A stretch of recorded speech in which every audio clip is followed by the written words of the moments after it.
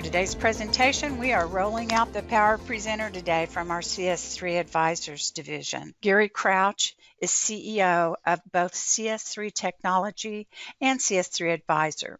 He's also the author of 18 Service Pillars, the basis of an exceptional organization. He started his career in tax preparation in 1978 after college and has continuously owned various businesses since 1982. His specialties include strategic relationships, service and product direction, and oversight of operations.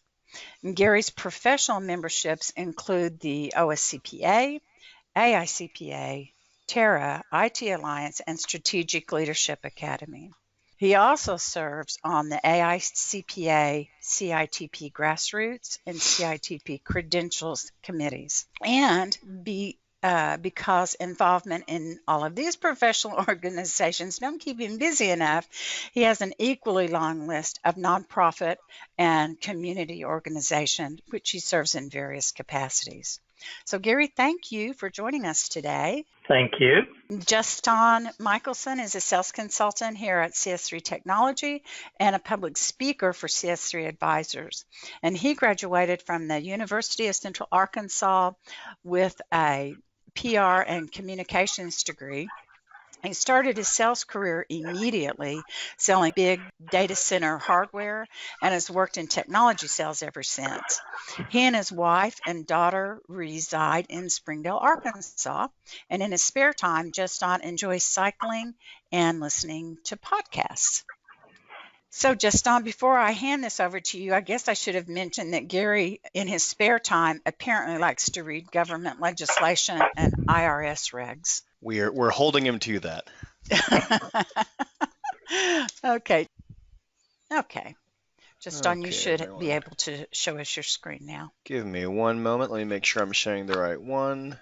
First of all, thank you, everyone, for joining us. I know this is a very live topic, so I won't belabor the economic impact of coronavirus in the United States, but anyone who's seen the news is certainly aware that its impact is economic, it's personal, it's anyone who's in any kind of area with the businesses, you're going to see that as well.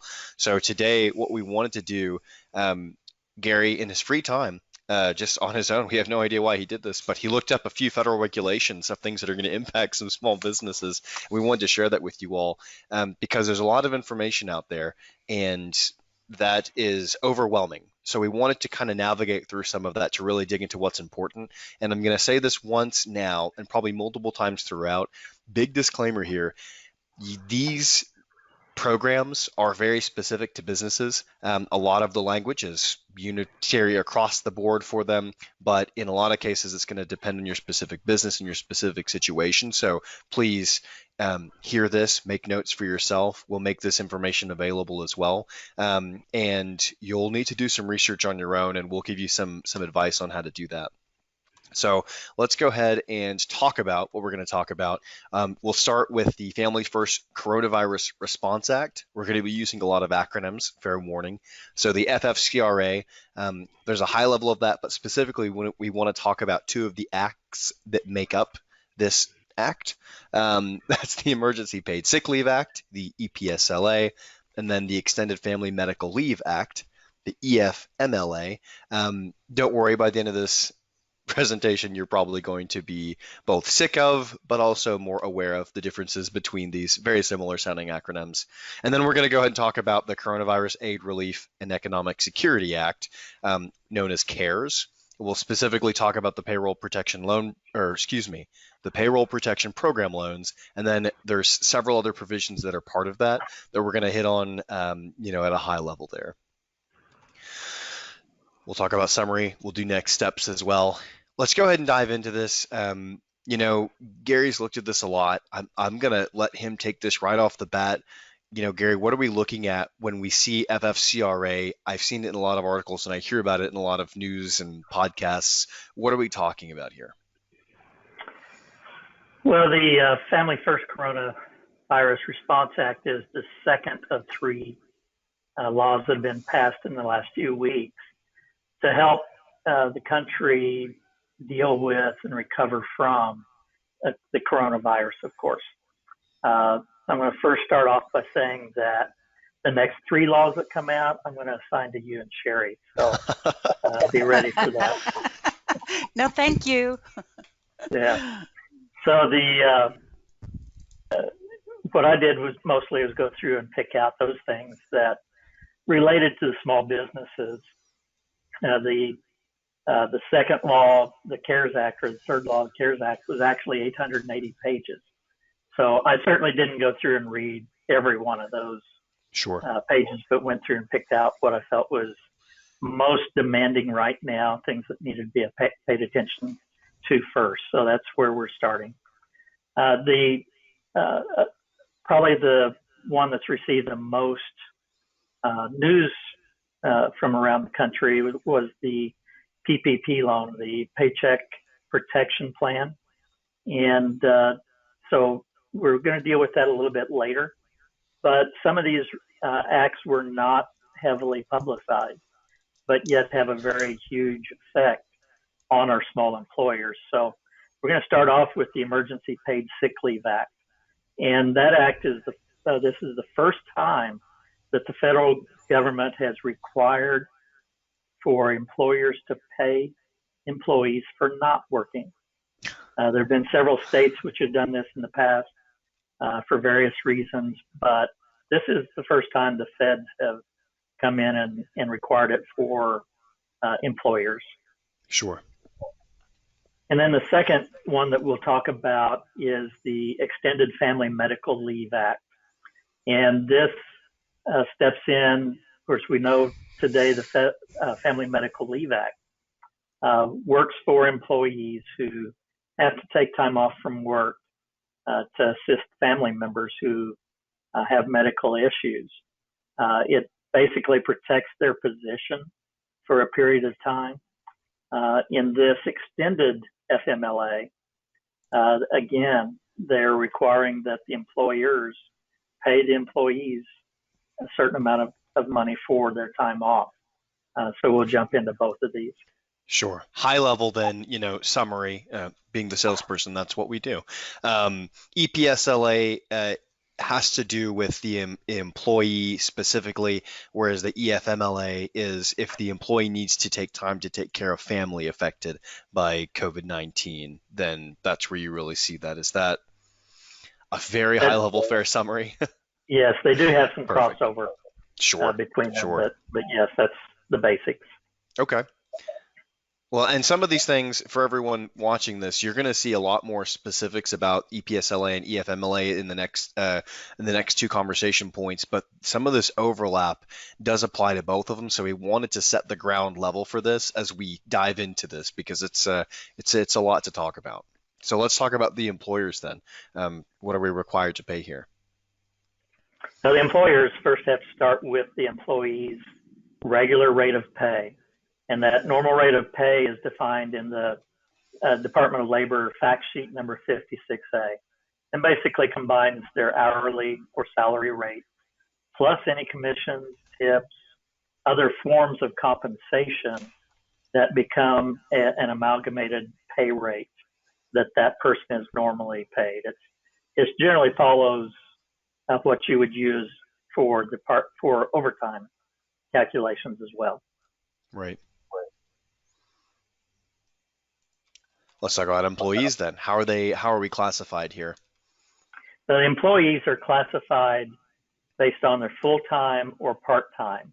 And this is important because of the number of hours that they will be paid for if they're receiving these benefits. And in this instance, a full-time employee normally works 40 hours. Anybody who works less than 40 hours is considered a part-time employee for these regs. Sure. Good to have some definitions there on the ground floor. Well, let's go ahead and dive right in. I know when we've talked about this at a high level, there is a lot to discuss. So we're going to break this up, and everyone, this is a lot we're going to talk about. We're going to make this information available in some content after this meeting. So you jot down what's important and keep in mind you can always reach out to us for more specific questions. Let's talk about the EPSLA. What is this program specifically? So this is specifically meant to assist employees who are directly affected. Okay. It's sick leave, family care, but it's generally specifically if the employee gets sick or if they're quarantined and that type of thing. Sure. Okay. So if I, the employee, have tested positive, the EPSLA is going to apply to me in most cases. Correct. Okay. So let's talk about some of these cases. What employees qualify here? Well, in this situation, again, it's a first time situation, but they basically said that regardless of the length of employment, an employee is eligible. So, by inference, that's if they work for you for one day, maybe even 1 hour, then they are eligible for this benefit. I think we'll see some other definitions come through as some employers go through this with some various gray situations. We'll probably hear some more specific definitions on this too. What events are covered? The regulations are changing. Yes. Usually weekly. So another thing we cannot state enough. This is as of the date of this presentation. These things are accurate, but it's keep an eye out for these things. So the covered events themselves, get back on track for you. The covered events, first of all, is entails 2 weeks. If an employee is sick, if they quarantine and that type of thing, then the benefits they're eligible to be paid for a 2-week period. There are 6 events that may occur that garner these benefits, and they're broken down into 2 groups. The group 1 is, again, specifically related to the employee themselves. And so if they are subject to a federal, state, or local quarantine or isolation related to COVID-19, then they're eligible. If the employee has been advised by a healthcare provider to self-quarantine, as is the second event. And then the third is the employee is experiencing symptoms of COVID-19 and seeking a medical diagnosis. So, these first 3 appear to be related to the employee. They've had an event which makes them suspect, or they've been positive for COVID-19, and they will receive the pay for the 2-week period. In group 2, we have a little extension of this to the fact that the employee is caring for an individual who is subject to one of these quarantines or isolation orders, or has been advised by a healthcare provider to self-quarantine. And that's the 4th event that makes them eligible. The 5th event is the employee is caring for a son or daughter that cannot go to school or childcare because it's not available. So this is really taking in a huge population of our country that have to stay at home and take care of their children. And there is an exception for this 5th event, and that is that with less than 50 employees, an employer may be able to request exemption from this if it might make them their viability in question. So there are no regulations out as of yet, but the DOL does have the authority to publicize a set of regulations where they can request exemption. Sure. And then the last item is kind of a catch-all. The DOL or Secretary of Health can acknowledge other experiences where this is a problem for the employer or the employee rather, and they may be able to take the leave based on other circumstances.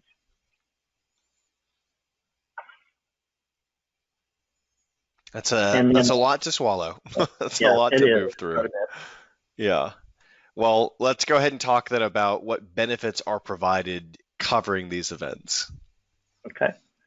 The benefits themselves are, again, different based on the two groups of eligible events that we talked about earlier. So the first three reasons having to do with the employee themselves are paid 100% of the normal pay rate for a 2-week period.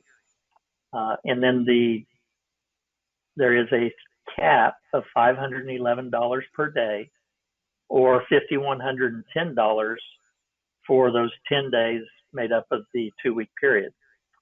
A part-time employee is paid the same rate, but it is prorated based on their normal work week. So if somebody normally works 20 hours a week, then they get 40 hours of pay at that $511, a maximum of $511 per day.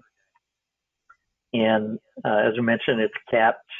That $511 per day is also capped based on normal hours. So again, if they work 20 hours, their cap would be half that $511 per day. Sure. This is familiar for people used to a look back period for the ACA, even reminds me of that. But you'll be doing some calculations for your part-time employees and certainly tracking that. Correct. Now, for group 2 reasons, those where the employee is caring for somebody else, they are paid 2/3 of their normal pay rate, and the cap for them is $200 per day. Of course, same rules apply. A full-time employee would normally get $200, a max of $200 per day for that 10-day period, or $2,000. The part-time employee would have that same pay rate, but it would be allocated between the number of hours. So again, if they work 20 hours a week, they'd get $100 per day max over those 10 days. Yeah, that's a lot of calculations for those following along on this. And again, we have some specific numbers here. This is detailed in the Act itself online, and also we'll provide some documentation that's specific to this. But of course, have those discussions with your HR team and with your consultants as well. What time frame is covered for these benefits for this Act? Just on the benefits, are provided for missed work between April 1 and December 31st of 2020. Okay. Basically, it was styled as up to 15 days after the Act was passed, which put us at February 2nd. Those that issued the regs decided to start it on the first of the quarter, so April 1 became the start date. And Sure. There is no retroactive pay if they were sick prior to that April 1 or missed work because of it. Right. So it's a 2-week benefit period, as we mentioned earlier. The 2 weeks can only be used once, although it is not required to be used all at once. So if, for instance, somebody was caring for somebody else that was sick and they used a week of time and then came back to work, but then maybe got sick themselves, they could use up the balance of those 10 days, but could not actually start a second 10 days because it's Sure. a different event. Wow. That's interesting for those in a family, in a household, because that's where you'll likely see that apply. What else should I, as a business owner, know about this at a high level? Because there's plenty to know. Right. There's multiple pages, but we'll try and boil it down. Some of the important issues are what employers are affected. And it's those employers who have 500 or fewer employees, and all government employers. So the city, local, county, all of those are required to pay this as well. This Act takes precedence over all other employer-paid PTO plans. So the employer must pay these benefits first, They cannot require the employee to take vacation or sick leave before they take these benefits. Now, Sure. once they've exhausted these benefits, they can allow the other benefits to step in. The employers must provide notices to employees of the available benefits. So there are sample disclosure statements out there that the Department of Human Services has issued, and you can post those where you would normally post most notices for employee benefits. And then, as we mentioned earlier, the normal pay rate is not just their hourly rate of pay, but all forms of compensation that they normally earn. So again, you add the commissions, tips, anything else like that they may receive. Sure. And there are exemptions for certain healthcare providers and emergency responders that would not be eligible for these benefits because we need them at work. And if they're sick, of course, there are other benefits for them that they can step in and receive. But for this clause, they may be exempted. Sure. Well, and we certainly thank everyone who's out there on the front lines of this. It's no small task, and it's tremendously valuable and important that they do so. Let's go ahead and dive right into the next one then, and then we'll address some summary points after this. Extended Family Medical Leave Act, EFMLA, specifically, what is this program? What are we talking about here? So this act steps in and takes over where the Emergency Sick Leave Act leaves off. Okay. So it's a 12-week period that will pay additional benefits to employees that cannot work. And I mentioned also that when we talk about not being able to work, we're also throwing in telework. If they can work from home and it's okay with the employer, then they can do that as well. But if they cannot work, they cannot telework, then both of these benefits can step in. Okay. So then, as an employee, what's the qualification here? Because I understand that it's a little different from the EPSLA. Right. Sick leave, of course, was any employee, regardless of time that they've been with the employer. This one's different in that the employee is only eligible after 30 days of employment. So extended it out a little bit there. Okay. That's good to know. What are the covered eligible events? I imagine we're going to be looking at some similarities here. So there's similarities, but it's more concise. Okay. This is a person qualifying through the need of a related to a public health emergency. Right. And it basically means the employee is unable to work or telework due to a need for leave to care for the son or daughter under 18 years of age. And if the school or place of care has been closed or the child care provider is unavailable. So it's not really to do with sickness or quarantine or anything like that, other than if the employee has to care for a child under the age of 18. But a little more major distinction. Right, correct. Yeah. So what benefits are provided here? Different from the EPSLA in what's covered here. So what benefits are provided? Yeah, in this situation, the first 2 weeks are unpaid. And this helps the employer to kind of overlay this with the sick leave if that applies. If it does not, then they can take their other benefit plans like sick leave or personal time off, vacation, whatever, and apply that for the first 2 weeks. But under this act, the first 2 weeks are unpaid. Okay. And then from there, we can pick up an additional 10 weeks that would be paid by the employer for the covered event.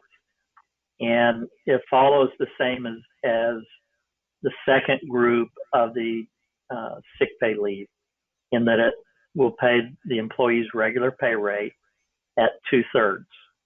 And that 2/3 again is capped at $200 per day and prorated if that employee does not work full time. Sure. If they're a part-time employee. And in a perfect world, we know exactly what that proration is. If the employee works erratic hours and it's not a same number of hours every week, then the employer can have a 6-month look back period and just Okay. use the average weekly hours from that 6 months. Okay. That makes sense. What's the time frame here? Similar to the previous act? Yes, it's basically the April 1 through December Okay. 31st. And Sure.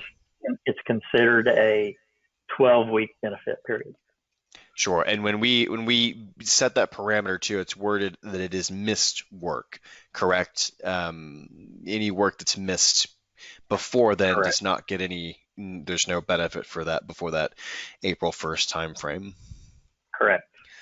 So I'm a business. What else should I know about this act?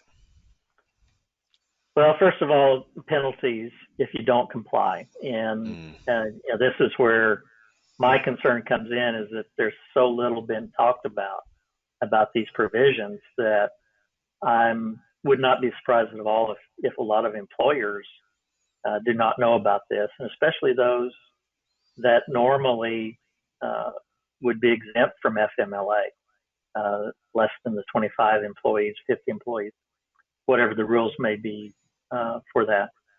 Sure.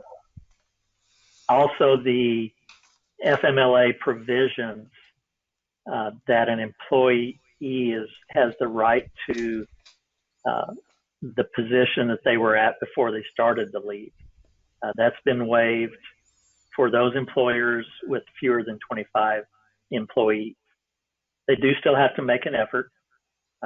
If a position is available, they need to offer it to the employer or employee rather. But if the position was eliminated, they do not have to create a position for that employee. But the employer should make a reasonable effort to restore it to an equivalent position if available. And the employer should make reasonable efforts to contact the employee when an equivalent position becomes available. And they need to make that effort for up to a period of 1 year. So again, it's not as stringent a requirement for these employers with fewer than 25 employees, but they do have some things that they need to try and do for that employee.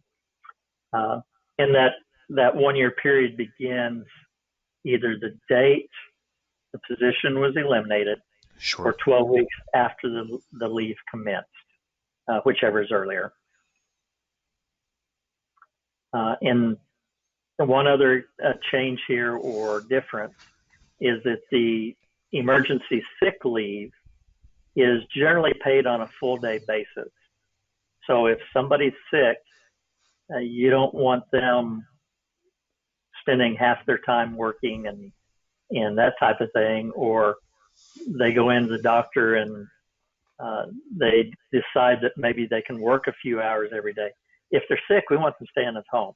Sure. And it should be noted here, to your point, that all of these are put in place to protect businesses who will be likely losing hours of productivity from their employees, but in an effort to slow the spread of any further, slow the spread of this virus from others, from the workplace. Yeah. The extended family medical leave, on the other hand, can be paid for partial days, and especially if that employee is teleworking. Sure. So if the employer agrees and has available work, they can work out an arrangement with an employee to work either partial shifts, certain days of the week, whatever works for the employee and the employer. But the employer does have to agree to it. And the Department of Labor has not issued real stringent regulations on this. They just said that they encourage employers to be flexible in working out these agreements. So, Sure. If a pair of spouses can split up the time, maybe an employee works every Wednesday, Monday, Wednesday, and Friday, or maybe they work afternoons or mornings. So whatever works there and helps out the employer, Sure. they can pay benefit for not working and go ahead and pay salary for the periods that they do work. Perfect. So I'm an employer. What should I be doing now? What should I be paying attention to? We listed a lot of the things to track. So yes. Yeah. Again, we need to provide notice to the employees so that they know what's available to them. Again, there's no benefit due for absences prior to April 1st.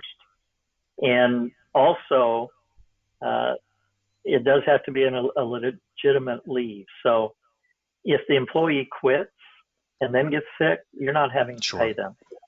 They're no longer an employee, so the benefit would not be due. Same thing for the business itself. If due to the economic disruption from the public health emergency, if the employee's position is eliminated because there's no work, or if the business closes, or even the business location where that employee works closes, then the normal process of that employee being let go from the business takes precedence over paying benefits here.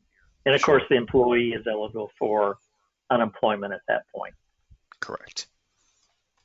That makes sense.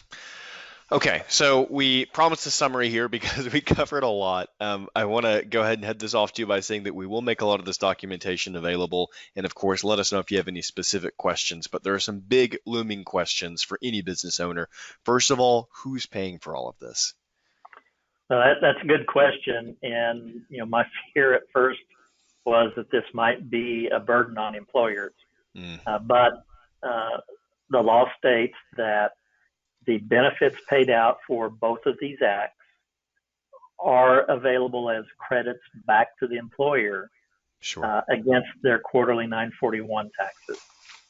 So where they pay the taxes for the total group of employees, they can calculate what the benefit paid was and subtract that from the payments due to the IRS on that 941 form.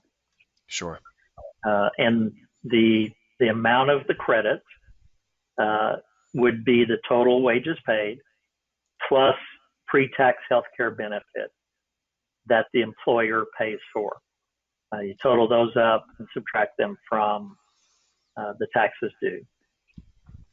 And it's not just not the taxes due from the employees who are receiving the benefit, but the total number of employees that the employer has. So if your tax bill for a quarter is $50,000 and you paid out $5,000 worth of benefits, your net due is going to be the $45,000.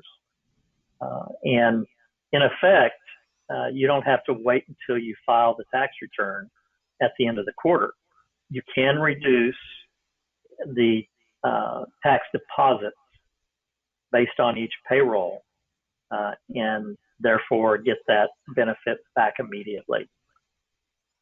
That's good to not take that huge bite right out of the start as we see these cases, although potentially start to dwindle now. Certainly were peaking not so long ago. Right. Good. Well, let's do a quick recap on what employers should be looking out for then, specific for the FFCRA programs. Okay. So first of all, again, I'm going to say it, notify your employees what's available to them. But then you need to be thinking about how you're going to track all of this. The 941 forms are changing. They will have a place to show how much was paid out in benefits and be able to credit that against the taxes due. But you're going to need to change your payroll processes. You're going to need to track the benefits separately from normal pay so that you know the amounts that you are eligible for. You're going to have a way to calculate the credits, adding the cost of health benefits and that type of thing in order to come up with the correct amount. And then how you're going to apply those credits against the payroll taxes due. Sure. So you need to be able to do all of that. And then also one thing I may have failed to mention was that if the credits exceed the amount of taxes that you owe, then they'll be treated like any other overpayment on the 941 form. So you can either get a refund of those overpaid credits, or you can apply it to the next quarter's tax liability. And that'll be at the employer's option. Sure. Hour tracking, employee tracking, forms, notifications, a lot to keep your arms around, folks. Yeah, and especially once you realize that you've got to figure that 2/3 and you've got to figure the maximum pay and that type of thing. It's not necessarily going to be an easy calculation. No, certainly not a couple clicks. Although it should be noted, depending on what HR, payroll, timekeeping system you have, you should be seeing some reports coming available for you. And if that is the case, then you also need to note that although they will do their best to be accurate, no matter what, they're not liable for any errors in their own that apply to your business. So you'll of course need to be the one checking that and having the final say on what those reports reflect and how you interact with these programs. Correct. And some of the provisions are optional. So if you're using a service, if you're working with your IT team to make changes to your system, whatever, you need to make sure you're real clear as to which provisions you want to take advantage of. And in the case of Kronos and Sage, we know that they are making changes to their systems to make this as easy as possible. But you do need to step in and accept those changes in order to make sure that they are accurate for your situation. And of course, our team is available to help with that as well. Absolutely.